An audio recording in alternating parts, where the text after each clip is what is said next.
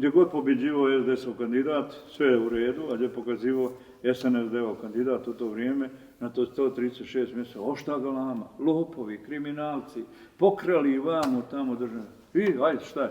Evo, mi smo rekli, ok, idemo i to. I šta se desilo? Dobili smo više glasova. Šta se dešava dalje? On ćute. Čekaj, kad ste pravo bilo onda kad smo dobili manje i pričali da smo lopovi, ili sada kad smo dobili više i ćutite? Kad ste pravo bilo? Jeste iskontrolisali ove izbore?